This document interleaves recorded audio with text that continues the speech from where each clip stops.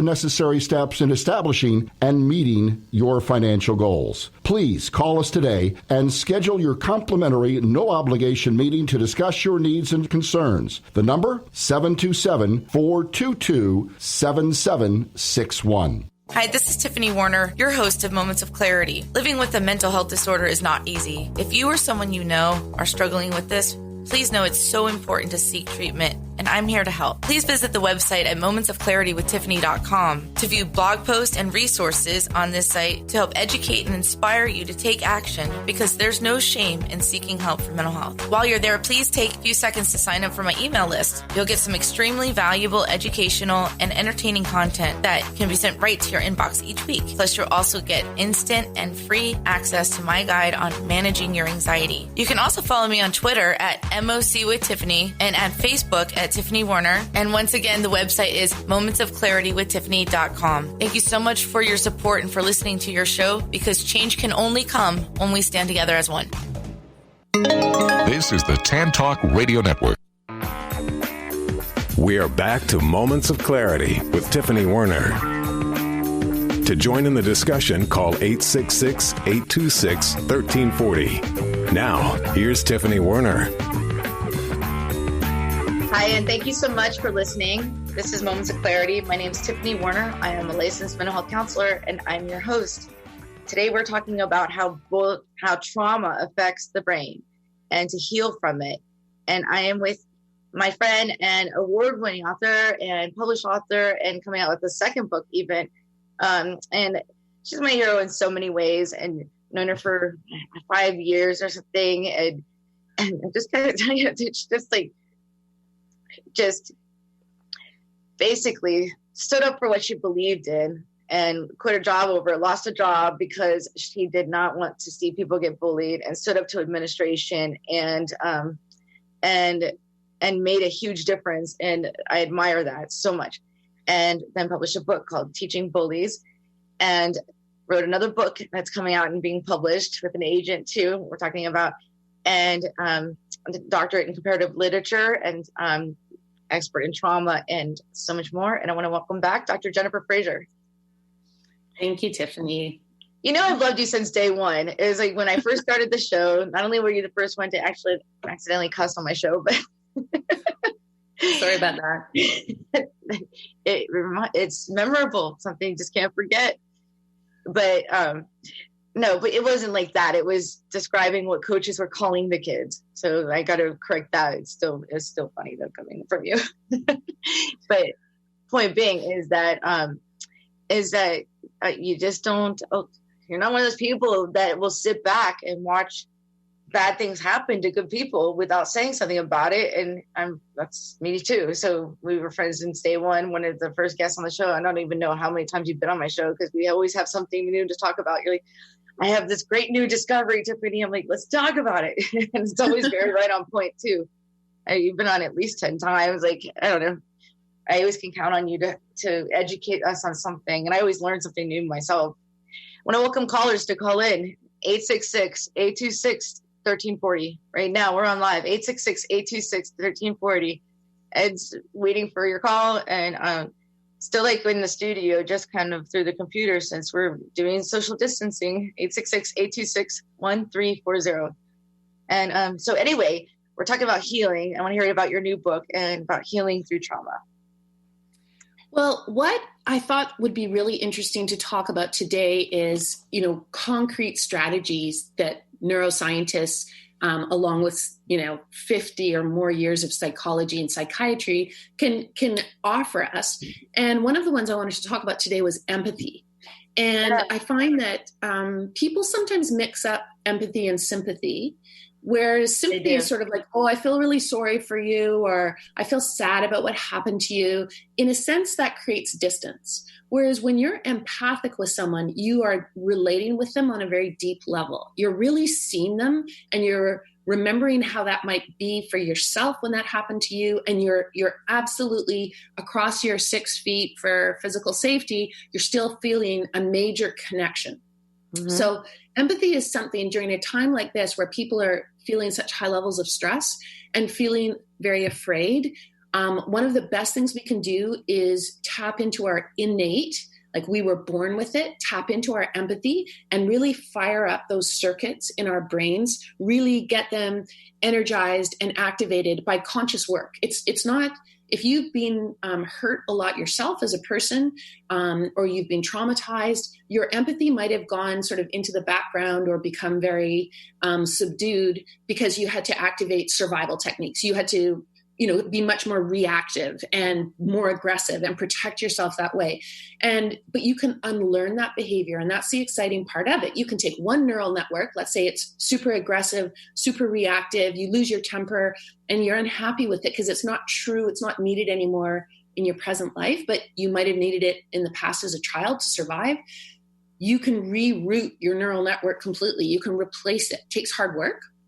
But all of us can do it. And all of us, I think, are striving to be better. We all have things about ourselves that, disappoint us or are outdated. They come from our past. And going forward, where we think to ourselves, I'd love to let go of that habit of mind or that habit of behavior. And what's exciting about neuroscience for me is the more I learn about it, the more I understand what the neuroscientists are seeing on MRI and fMRI and EEG and SPECT, these tools and this amazing technology we now have to see the brain. The constant message from them is you can rewire your brain. Here's how. Isn't that amazing? It's so amazing that we can do that.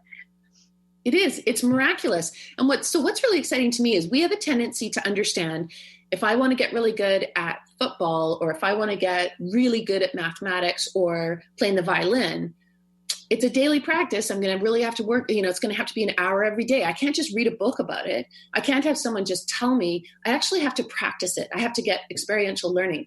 That's how the brain learns. It learns violin, football, and math the same way. It learns empathy the same way. It learns compassion the same way.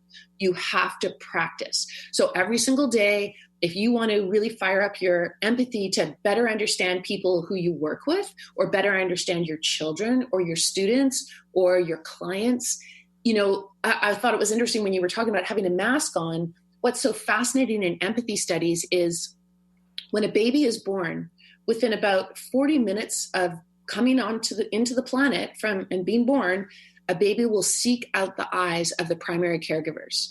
And when the baby's eyes meet with the mother's or the father's or whomever the caretaker's eyes are, that adult that's there for them, they will release oxytocin into their brain. And they call that the cuddle hormone.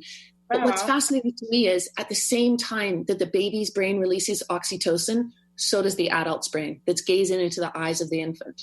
And that means that those two people across space and time are bonding on the most powerful level. And you can do that right now as an adult even if you had a mask on, if you take the time to really look into someone's eyes and see their eyes, we are wired to understand eye signaling and communication from the very first day we are on the planet. Agreed. And, just even, I say this all the time, be kind yourself into a stranger. You never know what they're going through. And there's times where people have come into my office and said they were completely suicidal. And someone made eye contact to them, smiled and said, have a good day. Or it's a beautiful day, isn't it? Or, just acknowledge them. And they decided not to kill themselves that day.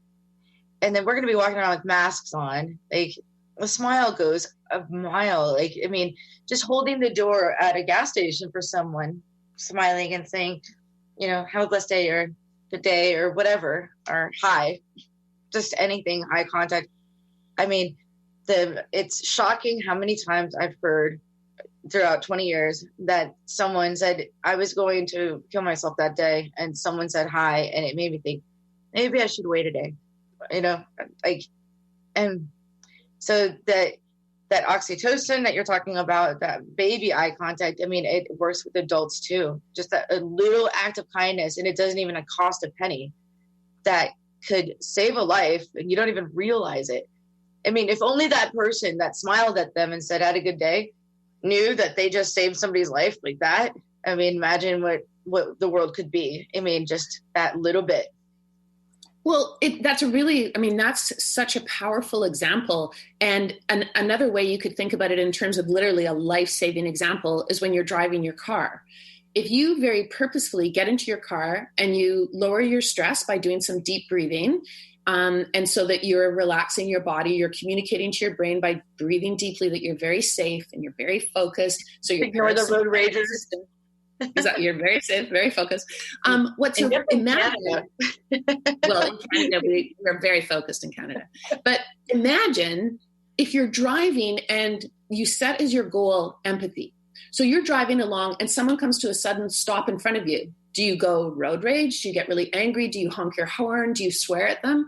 Or do you tap into your empathy and say, okay, just a second, whenever I've had to stop abruptly on the road, it's because I saw an animal. It's because I see a child on a bicycle. It's because I'm traumatized and I don't even remember where I am or where I'm going because my brain is just shut down. Or I'm a tourist and I'm lost. Or I'm an elderly person and my brain isn't high functioning.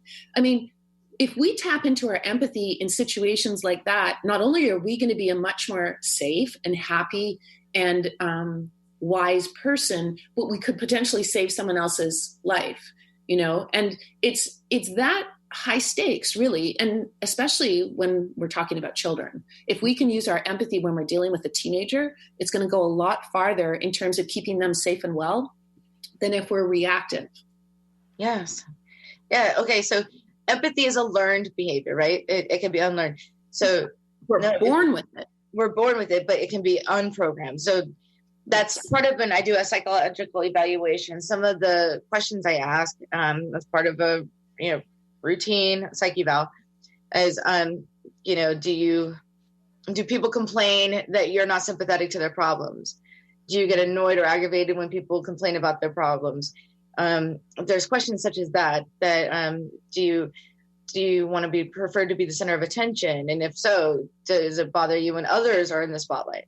Those are learned things from other triggers of trauma. I think that people learn or get annoyed when other people complain about their problems because they're thinking in their head a lot, gosh, like that is nothing compared to what I've gone through. Or gosh, you don't even understand what problems are, or, with the lack of them, that how you're saying we're born with empathy, but that can diminish through time, through trauma, because after a while life starts to pound on us and we start looking at things differently. Like the rose-colored glasses come off and are pretty much tossed into a dumpster for some people because they lose hope, and fear replaces hope. And fear is one of the hardest things to diminish.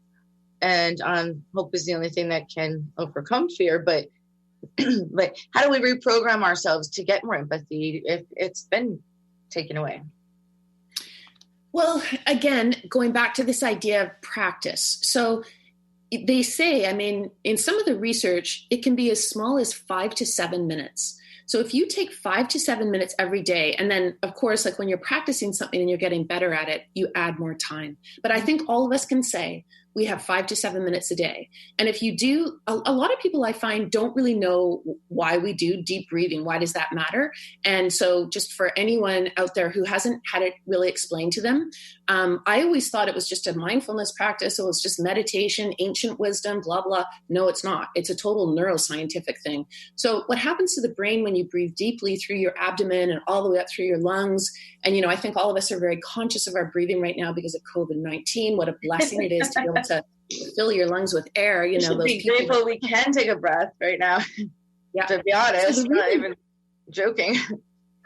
The reason we do the deep breathing is because it communicates to your brain that you're safe.